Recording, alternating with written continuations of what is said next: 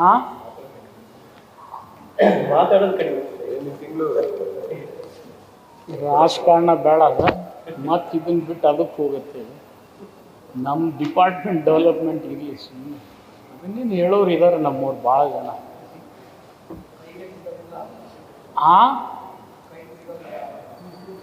ನೀವು ಹಿಡಿದ್ರೆ ಸಿಗ್ತೀವಿ ನಾವು. ನೀವು ಏನೇನೋ ರಾಜಕಾರಣ ಕೇಳಿದರೆ ಏನು ಮಾಡಲಿ ನಾನು. ಈಗ ನಮ್ಮ APMCದು ಏನೇನು ನಾವು ಮಾಡಿದ್ದೀವಿ ನಿಮ್ಗೆ ಹೇಳ್ತೀನಿ ನೆಕ್ಸ್ಟ್ ಟೈಮ್ ಬೇಕಾದ್ರೆ. ಈ ಸರ್ತಿ ಬೇಡ ಅದನ್ನು. ಈಗ ನೀವು ಪಾಲಿಟಿಕಲ್ ಕೂತ್ರೆ ನಾನು ಏನು ಮಾಡಲಿ? ಪಾಲಿಟಿಕಲ್ ಕಾಂಟ್ರವರ್ಸಿಗೆ ಹೋಗೋದು ಸ್ವಲ್ಪ ಕಡಿಮೆ ನಾನು ನಿಮ್ಗೆ ಹೇಳ್ಬೇಕಾದ್ರೆ. ಅದೇ ನೋಡಿ, ಕ್ಯಾಬಿನೆಟ್ ರೀಸಫಲ್ಲು ಯಾವಾಗಲೂ ಆಗ್ತಾ ಇರ್ತದೆ. ಅದೇನು ಯಾರು ಹೊಸೊಬ್ರು ಆಗ್ಬೇಕನ್ನೋರು ಇರ್ತಾರೆ, ಹಳಬ್ರು ಇನ್ನೂ ಉಳಿಬೇಕನ್ನೋರು ಇರ್ತಾರೆ.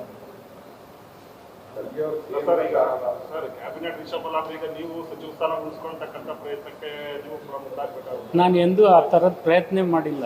ಕೊಡುವಂಥದ್ದು ಡೆಲ್ಲಿಗೂ ಹೋಗಿಲ್ಲ ನಾನು. ನಿಮ್ಗದು ಗೊತ್ತಿದೆ ಏನಿಲ್ಲ ಗೊತ್ತಿಲ್ಲ. ನಾನು ಒಂದು ಸರ್ತಿ ಅರ್ಜಿ ಹಿಡ್ಕೊಂಡು ಎಂದೂ ದೆಹಲಿಗೆ ಹೋಗಿ ಮಂತ್ರಿ ಆಗಿಲ್ಲ. ನಾನು ಹೆಲ್ತ್ ಮಿನಿಸ್ಟ್ರಿ ಇದ್ದಾಗೂ ಅವರೇ ಕರೆದು ಮಾಡಿದ್ದಾರೆ. ಈ ಸರ್ತಿ ಅವರೇ ಕರೆದು ಮಾಡಿದ್ದಾರೆ. ಬಿಡು ಅಂದರೂ ಬಿಡೋಕೆ ರೆಡಿ ಇದ್ದೀವಿ ನಾವು. ಅದರಲ್ಲಿ ಏನು ಹೆಲ್ಪ್ ಮಾತಿಲ್ಲ.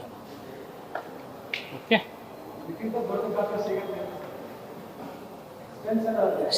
ನೋಡಿ,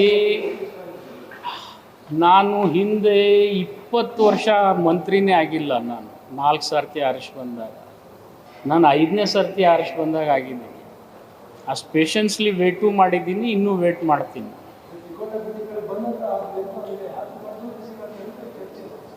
ಸಿಕ್ಕರೆ ನಂದೇನು ಅಭ್ಯಂತರ ಇಲ್ಲ, ಅದಕ್ಕೂ ಕೆಲಸ ಮಾಡ್ತೀನಿ ನಾನು.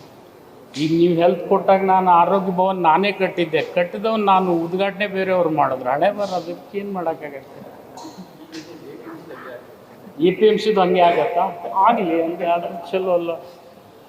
ಈಗ ಇಷ್ಟಂತರೂ ಮುಗಿಸ್ಬೇಕಾಗಿತ್ತಲ್ಲ. 2 ಇಯರ್ಸ್ನಲ್ಲಿ ಈ ಕೇಸ್ ಮುಗಿದಿದ್ದು. ನಿಮ್ಗೆ ಹೇಳ್ಬೇಕಾದ್ರೆ 312 ಎಕರೆ ನನಗೆ ಬ್ಯಾಂಗ್ಳೂರಿನಲ್ಲಿ ಸಿಗ್ತದಂದರೆ ದೊಡ್ಡ ಟಾಸ್ಕ್. ಇದು ಎಷ್ಟು 94ರಿಂದ ಹೋರಾಟ ಮಾಡ್ತಾಯಿದ್ರು ನಮ್ಮವರು.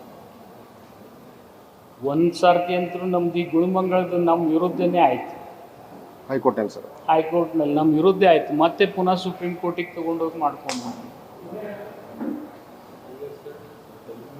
ಇವರು ವಸ್ತ್ರದ ಮಠ ಅಂತೇಳಿ ನಮ್ಮ ಲೀಗಲ್ ಅಡ್ವೈಸರ್ ಅವರು ನಮ್ಮ ವಿನಾಯಕ್ ಸುಂದರಂ ಅವರು ನಮ್ಮ APMC ಅಡ್ವೈಸರ್ ಲಾಂಗ್ ಸ್ಟ್ಯಾಂಡಿಂಗ್. ಅವರು ಶೆಟ್ಟಣ್ಣವ್ರ ಸಾಹೇಬ್ರದಂತೂ ನಿಮಗೆಲ್ಲ ಗೊತ್ತೇ ಇದೆ.